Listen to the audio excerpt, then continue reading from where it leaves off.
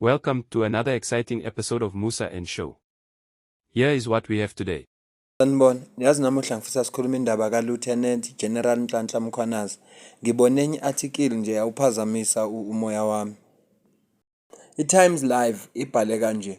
Listen, Mkhwanazi plans to rest when his term ends in a year. Hint, at tension with Mchunu. Le post isivezela ke ukuthi uMkhwanazi ucabanga ukuthatha umhlala phansi uma icontract yakhe iphela nje asazi izophela nini.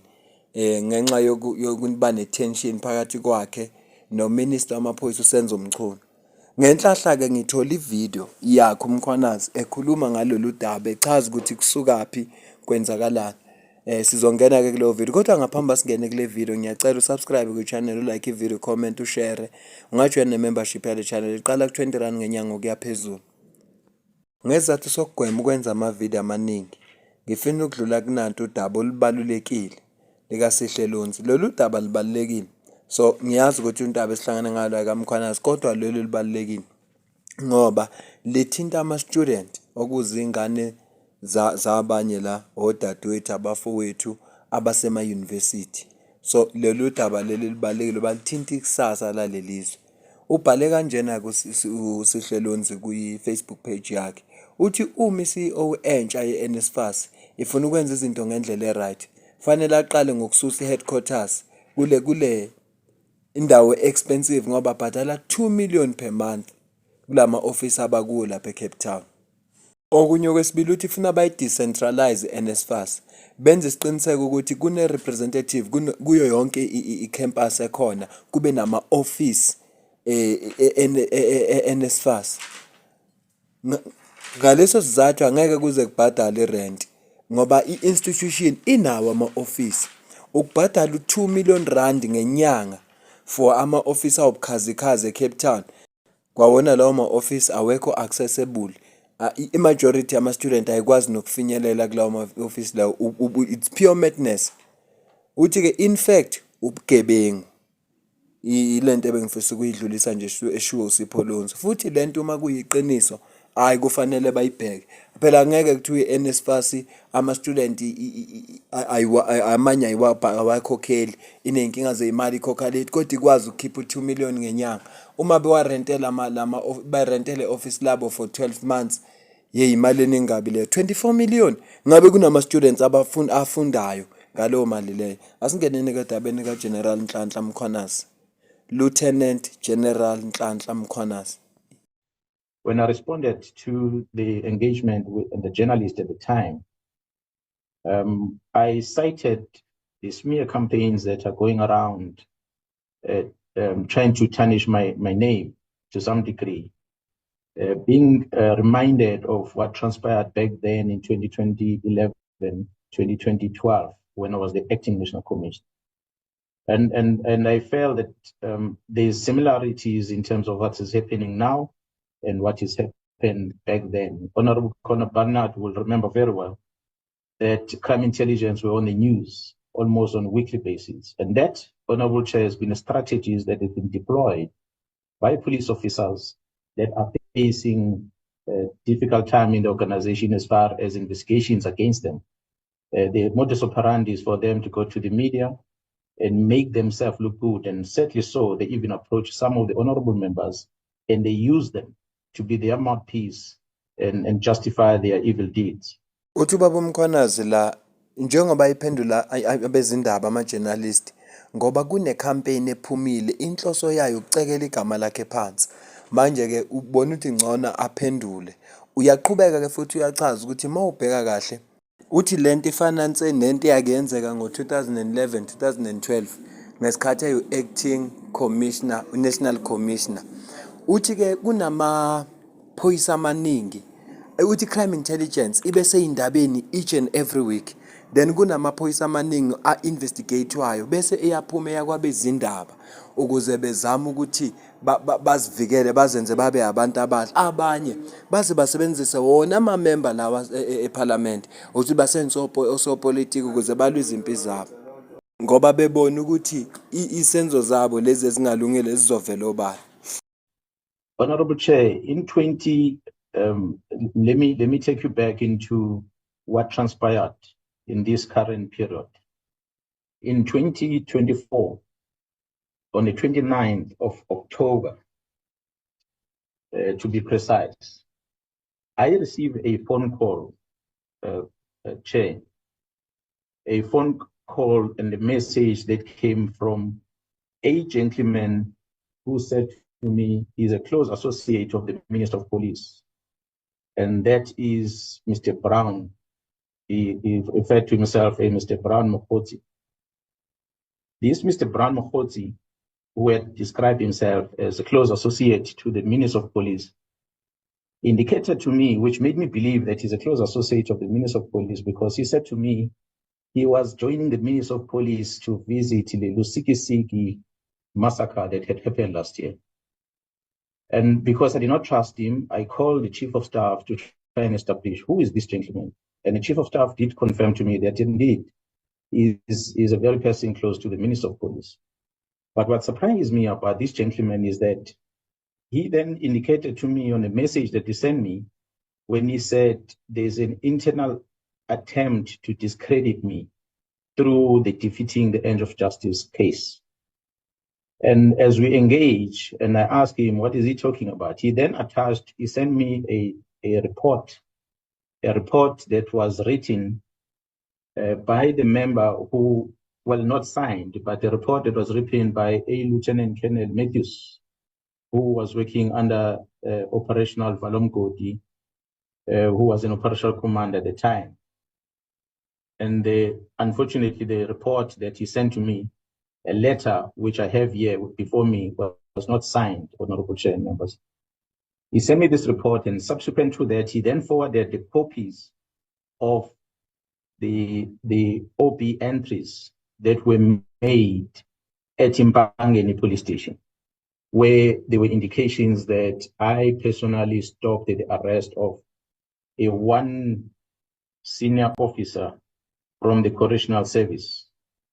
So that's how the whole thing started. So when he sent me these things, subsequent to that, Chair, before I could even respond to that, the next thing that he had asked me was how well do I know the Divisional Commission of Crime Intelligence? Because it indicates that the Divisional Commission of Crime Intelligence had made a presentation of which he attached the copy of the screen, a presentation the Crime Intelligence was making, which obviously is either he was part of the presentation where Crime Intelligence were presenting the divisional policies, which is dated 2024, 2025 on the screen. That's how it was highlighted here. The presentation was made on the 30th of September, 2024. He gave me that screenshot. If he was not part of that meeting, surely someone who was at that meeting was feeding him with this information. So he sent me the screenshot and he says to me, Gerald Khumalo, the Divisional Commissioner of Crime Intelligence, I must check my standing with him. And because he said yesterday he pushed a negative narrative about me on how the cash in transits are happening in the province of KwaZulu-Natal. Uyaqhubeka ke uGeneral Mkhwanazi uthi uthola icall evela kumuntu owathi usebenza eduze kakhulu noMinister wamaphoyisa. Uthi wangamkhola kwase kuba khona xhumana naye ukuconfirm wayesethola ukuthi ngempela lo muntu usebenza eduze kakhulu noMinister wamaphoyisa. Uthi kubaba uMkhwanazi ukufike kwamxaka kakhulu ukuthi le ndoda mayisikhuluma naye ithi kukhona internal shuthi kunemizamo eyenziwa ngaphakathi ukuze imdiscredit imenze njengomuntu ongawenza umsebenzi wakhe kahle noma ongaqhubi izinto kahle lapha esiphoyiseni. Usembuza futhi nobudlelana nabo nalo baba lophethe iCrime Intelligence ukuthi buhamba kanjani ngoba naye ubeyingxenye yabantu ebebemkhuluma kabi uMkhwanazi. Sizolikhumbula icala lishoyo uMkhwanazi la lelo defeating end of justice cause bathi wasebenzisa amandla akhe ukuze kungaboshwa ubaba lo beka head of prison yaseqala kabusha. Siyayireporta leyo ndaba leyo nizayikhumbula. Angifuni ke kuyilanda yonke le ndaba kodwa ngifuna ukucaphuna izihloko ezibalekile ekakhulukazi ezifakazela le ndaba ukuthi kunempi ekhona ngaphakathi ephoyiseni ezama ukuthi iyona igama lakhe uMkhwanazi ukuze ezoba umuntu ongawenzi kahle umsebenzi mhlawumbe azaphume akhishwe ephoyiseni. Ngifisa nje ukuthi sibheke leyo ndawana leyo iyona into interest kuyo. And the fact that I don't want to listen to the advices of crime intelligence when they are giving me early warnings and so forth. And he cited a retired Major General Chika to be amongst the people that were unhappy about my response into their warnings about crime intelligence. So that's a communication that he brought to me. And when I asked him about more details about this thing, where did he get this, and what is General Khumalo specifically saying about me, other than what is presenting to me? Whether is the leadership aware about what General is saying about me? So he says. His response was, and I quote, "The minister is briefed. He has just arrived at Lusikisiki."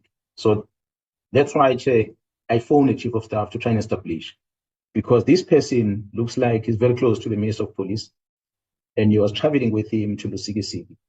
And I guess the investigation is going to reveal whether did he really travel with him to Lusikisiki. And I guess with the investigation chair, we'll be able to establish the communication between this gentleman and the Minister of Police, if it's true or not, as is alleged to be in contact with the Minister of Police. Iqala lana ke yonke lento ukuthi sebekuhlanganisile konke lokukhuluma ngoba lo baba uyabuza ukuthi uyithatha le information uthi ke futhi no minister useyazi usho lo baba othe usondele eduze no minister wamaphoyisa ubaba uSenzomchunu uma izisa uMkhwanazi uthi no minister useyazi seka briefiwe ngale ndaba ubriefa kwe uGeneral Khumalo kade musho ukusho ukuthi yonke lento eyenziwayo ngaphakathi ukuthi icekele igama lakhe noma ingcolisa igama lakhe abuke njengomuntu ongawenzi kahle umsebenzi njobe ekhuluma nje ukuthi kukhona la bamfaka khona endabeni zama cash in transit ukushawa kweimoto lezi zemali bamfaka ke naye manje njoba sebe prefer ngisho uminister wamaphoyisa uthi ke wazama ukuxhumana nabo ne-investigation kodwa mhlawumbe izolekelela ukuthola ukuthi okuyiqiniso yikuphi. Angifisi ke le video beyinde kakhulu ngizomcaphuna nje la asho khona ukuthi uzokwenza njani bese siyivala ivideo. So that's how this whole thing started. So my surprise is that incident happened early in the year last year. Only in September, 29 September, at the end of September as well as the beginning of October, I then get a call and the message is from this gentleman who said to me he's close to the minister. And he's got a copy of that OP entry, and he's got a copy of the letter that is written by that member, that colonel who was part of the operation. So that was the start of the troubles that came, which then had to be amplified in one way or another. And subsequent to that, this year, then the journalist asked me a question from City Press in writing. We responded to it. We gave the fact. But the City Press, we felt that because they were in a mission, the journalists might be in a mission to make sure that my name is tarnished out there. We went ahead and wrote about it. Despite the fact that his colleague learned about this thing a couple of months before, but he did not write because they had asked me, I gave my statement, so they didn't publish the story because they realized that it was just a smear campaign. But these journalists specifically went and wrote the story. The sad thing about it is there was no investigation done by the journalist. The journalist just took a person who says there's allegations against Mkhwanazi on this. He took Mkhwanazi's face, he put it in front of the newspaper, and he wrote the story. And that damaged my image to some degree. And as a result, there's some litigation that we are going to be pursuing with the newspaper concerned. Chair. Uyaqhubeka kubaba uMkhwanazi uthi le incident le kuthiwa defeating the end of justice ngeke ngikhulume ngayo sakhuluma ngayo kwipost edlule uthi iyenze ngonyaka ophelile uxakeke ukuphela kaSeptember nokuqala kaOctober lonyaka uma le ndoda isimthinta siza nawo wonke amaphepha from kulabantu ababephethe icala labo uMkhwanazi abathola ukuthi ukubopha kwabo lo muntu akukho lawful base bebona nabo ukuthi akukho lawful bakiye kodwa manje sekuvela lokho kukhuluma kulonyaka uthola ucingo olivela kwiCity Press futhi uyabanikeza beCity Press yonke imininingwane abayifunayo kodwa bavele bafaka isithombe sakhe base bebhala ukuthi nje uMkhwanazi is defeated the end of justice. Lethi leyo nto le yashaya isithunzi sakhe sase futhi kulokho kunecala noma bazobaqulisa icala abe City Press ngoba basimoshile isithunzi sakhe. So ngizama ukuthi ke kuyonke lento eyenzekayo uminister aware cause bambriefile labantu. So into eyenzekayo ngenze kuba labantu bafuna ukubuild icase yanele bese kuthiwa yambona uMkhwanazi bese fika uminister esephethe umqulu ozothi ngethi ngosuku oluthize ngosuku oluthize nangosuku oluthize nangosuku oluthize. Yiyona lezi zathu esenza ukuthi baze babhale abe Times Live ukuthi uMkhwanazi uthe yena uma iphela icontract yakhe uyihlalela ekhaya ngenxa le tension esikhona manje phakathi kominister wamaphoyisa kanye naye. Kungenzeka na ukuthi uminister wamaphoyisa uyingxenye yabantu abazigebengu na? Angeke ngisho lutho kodwa ngiyabuza ukuthi kungenzeka na? Asiqhubeke simcapho nokugcina bese siyivala ivideo. Ngiyazi ivideo kaMkhwanazi inde kakhulu kodwa angeke sikwazi ukuyicover yonke. Singayicover manje ngathi mina asenzeni part 2. Uma kungashone nethi asenze enye ivideo ezoba part 2 ngingakwazi ukwenza lokho kodwa nje manje angeke ngikwazi ukuyicover yonke. When I spoke to the journalist in referring to what transpired after that, for instance, the stories that subsequently came, of which one of them that came recently was that I was in the front run of a post of DPCI.